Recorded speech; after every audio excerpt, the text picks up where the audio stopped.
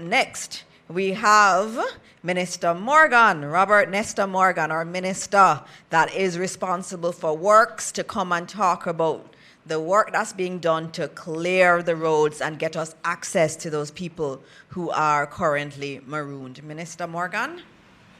Thank you very much, my sister, Dr. Dana Morris Dixon. Thanks to members of the public service, the private sector, members of the media. I see we have a very healthy turnout. Hi, Dion. It's good to see you at the OPM press briefing. Haven't seen you in a while, but thank you very much for coming. I want to give an update on the work that we've been doing regarding the clearing of roads, and just general updates as to what we're doing to provide access to the various disaster areas.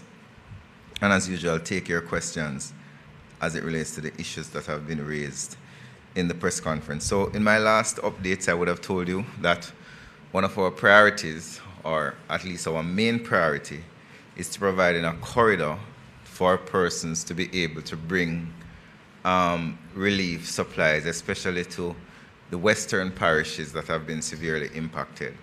We have been extremely successful in creating that corridor. We now have a good corridor from the border of St. Elizabeth all the way to Savannah-la-Mar, and we have a corridor from St. James coming through St. Anne Trelawney all the way to Savannah-la-Mar on the other side. The challenge, however, is that we created single-lane access initially, but the quantity of vehicles almost tripled within a day, and which is understandable. There are many persons who have loved ones in the region. There are persons who have recognized the disaster that took place and wanted to assist persons in the area. What that resulted in is significant traffic jams, especially in areas such as the Bogwalk Gorge and sections of Westmoreland, particularly in the Ferris area. We then decided that we had to expand the corridor a bit to create more two-lane access. And that's something that we were able to some extent, do over the last 2 days. We also had to work hard to ensure that heavy-duty trucks, such as gas trucks and oil tankers, are able to traverse the entire corridor. And yesterday we completed removing several impediments which would have prevented those heavy units from traversing the area. That corridor is not the only corridor. Work continues in sections of Trelawney, sections of St. James, sections of Manchester, and other areas that have been impacted, and areas across the rest of the island, such as Clarendon and other parishes, St. Thomas, Portland, St. Mary, which would have had challenges due to rain, wind, landslides, and so on.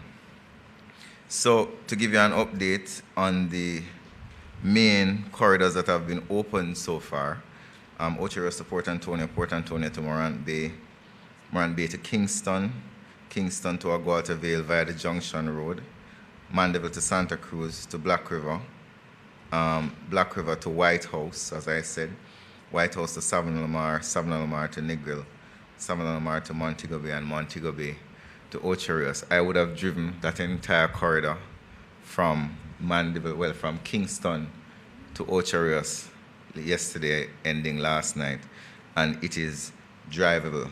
We also drove through the Hanover section. So you have two sections. You have the Negril section, you have the Hanover side that goes through Long Lane. Those two corridors are drivable. The one through Hanover Hills is a bit Long Hill. Grange Hill, sorry. It's I've drove on so many roads, I don't remember the names. That one is a bit challenging for heavy-duty trucks, but small units can manage it. We have also cleared Vauxhall to Arcadia. Well, no, my apologies. I am now listing where works are actively being done. Vauxhall to Arcadia, which is flooded. Mountainside to Malvern, which is severed, which means it's cut off. Balaclava to Keysham. which we are now assessing to start work, as well as Aberdeen to Quickstep, we're assessing. There is some damage on Hodges to Speculation. We're removing fallen trees as we speak in Newton to Magotty. There's flooding on Siloa to Magotty.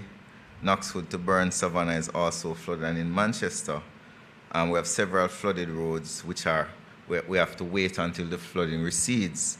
And that is Alligator Pond to Guts River, Williamsfield to Mile Gully, and Newley Road is also flooded. And there are landslides still to be cleared.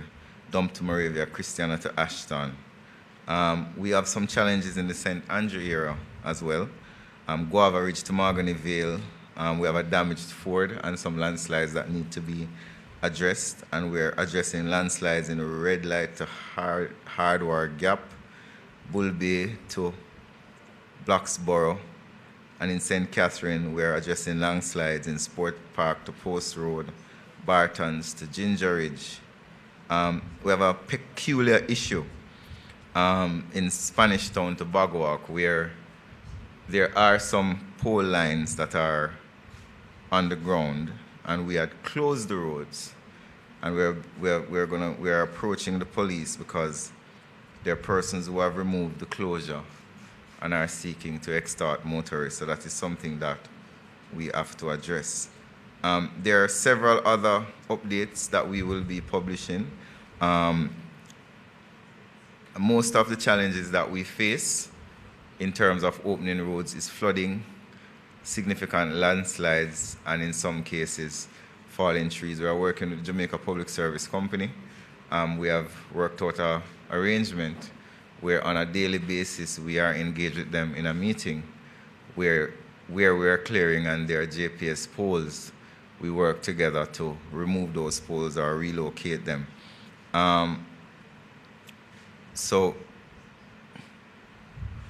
one of the issues that, and I want to remind persons, is that if you don't have any business in the western end of the island, please do not go. The traffic pileup is actually creating a risk to persons' lives. Our inability to efficiently transport relief supplies to the region because of persons coming out of their vehicle and sightseeing and doing selfies, as we saw over the last several days, is creating a significant traffic pileup. And if there is blockage in, let's say, Holland Bamboo, then the relief trucks cannot come out. So those are just some of the updates that we want to give. Last thing I want to say is that we have over 100 contractors and equipment owners and operators in this effort, stretching all across the region from sections of St. Anne going all the way to St. Elizabeth. I'll focus on that area because that's the main corridor or the main area of problems. But we also have challenges in other parishes too. We have challenges in sections of Portland, St. Thomas, where we do have the National Works Agency. I see Mr. Vaz looking at me. Yes, Mr. Vaz, I remember. We are working, the NWA is working in other parishes, and pretty much every parish, because the rain event did impact every parish and did cause landslides. The bridge, what's the name of the bridge again, Darrell, that we're building? Craig Mill. We have a fording in Craig Mill that was washed out, which created a challenge for persons to leave.